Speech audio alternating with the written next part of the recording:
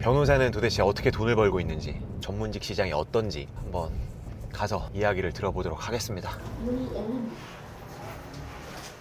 무슨 약간 여성 의뢰인들이 좋아하는. 내가 가본 변호사 사무실 중에 제일 블링블링하다. 아, 이렇게 일하는구나. 진짜 그 고시생처럼 여기 갇혀가지고 하루 종일, 그죠? 머리만 쓰고. 여기서 맨날 소장 쓰고 하는 거잖아요. 네, 이거 맨날 이런 거 쓰는 거죠. 그럼 지금 사건을 몇 개나 진행하고 계세요? 저는 40개 정도? 동시에 진행하는 게 네. 그게 많은 편이에요? 적은 편이에요? 조금 많은 편이긴 하죠. 조금 많은 편? 네. 상속도 많고 일반 민사도 있고 형사도 있고 하고 있습니다.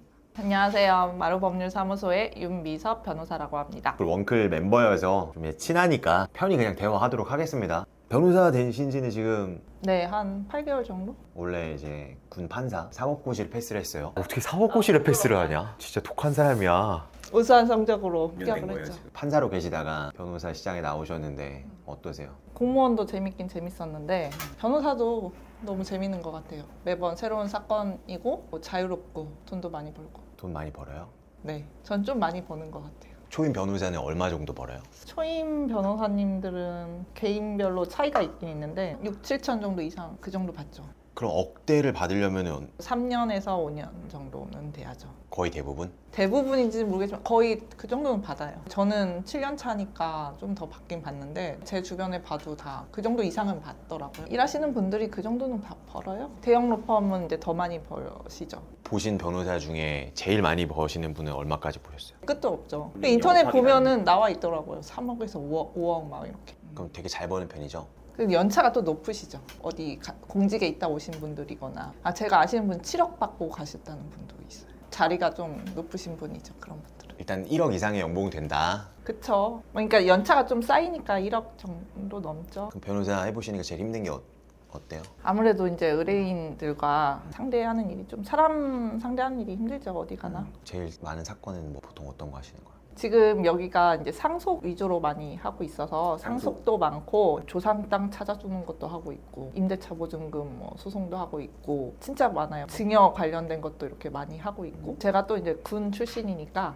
군 관련된 것도 많이 해요. 우리 판사 출신이잖아요. 판사랑 지금 우리가 이렇게 대화하고 있는 거야. 여기가 이제 상속을 메인으로 하는데 많이들 싸우나요? 많이 싸우죠. 누구랑 가족끼리 싸우는 거야? 싸우죠. 가족끼리? 네, 피는 물보다 진하다고 하는데 형제끼리? 돈이 피보다 진한 것 같아요. 그 왜 싸우는 거예요, 그게? 일단 상속 소송이 두 가지가 있어요. 하나는 상속 재산 분할 소송, 심판, 이혼 재산 분할하는 것처럼 상속 재산을 분할하는 심판이 하나 있고 상속 재산이 남은 게 없어. 그럼 유류분 반환 청구라는 걸 해요. 그래서 상속 재산을 나눌 때 형제들 간에 합의가 되면은 소송을 할 필요가 없는데 합의가 안 되니까 이제 법원까지 와서 재판해 주세요. 이거 재산 나눠 주세요 하는 거죠. 그러니까 이미 형제들 간의 갈등과 싸움은 이미 진행된 상태에서 오시는 거죠. 그러니까 부모님이 그거를 안정해 놓은 거죠. 그렇죠. 그래서 돈이 많아도 문제인 것 같아요. 안정해 놨어. 그러면은 돌아가셨어. 그럼 재산이 상속이 돼. 그럼 반씩 나누면 되잖아. 그게 아니라는 거죠. 그러니까 만약에 큰형은 아버지가 살아생전에 몇 억을 더 주고 갔어. 그럼 동생 입장에서 이거 5대5로 나누면 안 되는 거야. 그거 포함해서 받은 거 포함해서 아, 살아생전에 더 줬다? 10억을 남기고 갔으면 형은 살아생전에 증여로 4억을 받았어. 그럼 형은 1억만 가져가고 난 5억 원을 가져가야겠다 이거죠. 소송을 하면 결과가 어떻게 나오는 거예요? 형이 가져간 게 4억이야. 이거를 재판에서 다 반영을 해줄 건가 안 해줄 건가의 문제이죠. 그리고 또 하나 문제가 기여분이라는 게 있어요. 내가 아버지로부터 4억 원 가져갔지만 나는 아버지를 모시고 살았다. 치매일 때 내가 돌봤다. 내 기여분을 인정해달라. 그러면은 기여분 뭐 20% 인정해달라. 뭐 이렇게 이제 주장을 또 할 수 있죠. 내가 가져간 건 4억이지만 기여분 인정해서 2억 원 빼달라. 뭐 이렇게 해서 인정되는 거 2억 원. 그러면 나머지만 동생이 가져가게끔 재판을 해주는 거죠. 그럼 형이 4억 가져간 건 동생이 어떻게 알아요? 공개적으로 줬던 거야? 공개적으로 주는 것도 있고 계좌이체 내역도 있고 그래서 이제 변호사 소송을 맡기면 그 은행을 한 10군데를 금융거래정보 신청을 해요. 그래서 아버지한테 형한테 간 계좌 내역을 싹 다 뒤지는 거죠. 그걸 다 증명을 볼수 해야죠. 있어요? 네. 판사님이 허가해 주시고 볼 수가 있죠. 지금 그래서 집값도 많이 오르고 이제 인플레이션도 되고 하다 보니까 상속 소송이 진짜 많아요. 급증하고 있습니다. 형제끼리 네, 급증. 이미 부모님은 안 계시고 각자 그냥 자기 가정을 꾸렸으니까 네, 돈이 더 중요한 거죠. 그러면 그때는 변호사님 찾아오면 선임할 거 아니에요? 선임료가 얼마예요? 근데 한 600에서 난이도 높은 건 1000까지 받기도 하고 사업체를 운영하시는데 막 직원분들이 100명씩 있는 분이 돌아가시는 경우도 있어요. 그러면 그거 다 처리해줘야 되니까 몇천 원 받기도 하고 이게 난이도에 따라서 조금씩 달라져요. 그리고 이제 따로 성과보수도 이제 있고 원래 변호사 그 시스템이 다 그렇죠.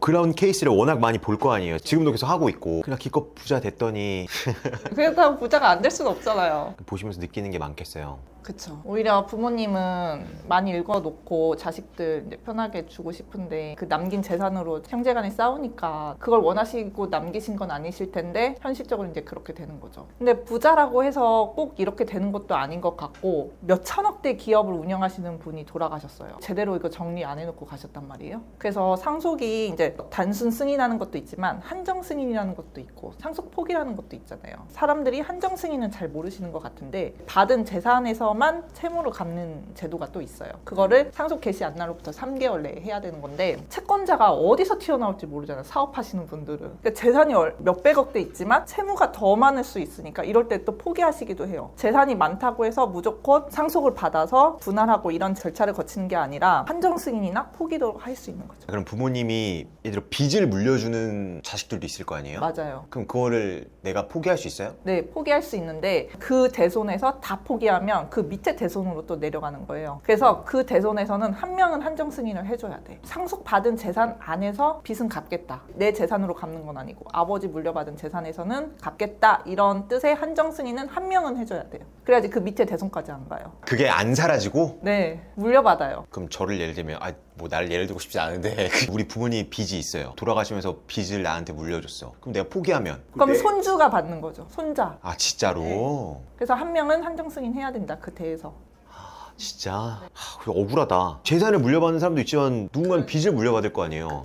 그럼 그걸 내가 갚아야 된다? 그러니까 한정 승인이라는 걸 하면 돼요. 그 받은 재산 안에서 5억 받았으면 5억 안에서만 빚을 갚으면 돼요. 내 재산이 뭐 10억 있어도 그걸로 갚는 건 아니고 단순 승인, 한정 승인, 상속 포기가 있는 거죠. 그래서 이제 유언을 하시면 좋아요. 돌아가시기 전에 장래 문화만 신경 쓰실 게 아니라 유언을 좀 남기고 가시는 게 좋아요. 그래서 롯데 신격호 회장님이 자필로 유언을 하고 가셨는데 주소를 정확하게 안 적은 거예요. 그래서 무효가 됐어. 그러니까 유언을 하실 때 정확하게 요건을 지켜서 하시고 가셔야지 유효하게 되는 거죠. 그 신격호 회장님도 구체적인 주소를 안 적은 거예요. 작성 연월일 자필로 써야 되고 주소, 날인 이게 다 요건이 엄격하게 있어야지만 인정이 되는 건데 주소를 암사동에서 이렇게 하면 안 된다는 거죠. 무효. 굉장히 생각이 많아지네요. 내가 열심히 나중에 읽어서 이제 자식들한테 물려주고 하면 변호사님한테 돈 갖다 주면서 형제끼리 또 싸우고 그죠? 맞아요. 원래 변호사분들의 고민은 뭐가 있어요? 변호사들이 일반 분들은 드라마를 보면서 법정에 가서 막 말로 하고 그렇게 싸우고 이것 때문에 막 힘들어한다고 생각을 하는데 서면이 사실 더 힘들어요. 거의 90%는 서면을 다 써야 되고 재판은 그냥 갔다 오면 돼요. 짧게 끝나면 30초 만에 끝나기도 하고 1시간 반씩 운전을 갔는데 1분 만에 끝나고 이러면 좀 허무하죠.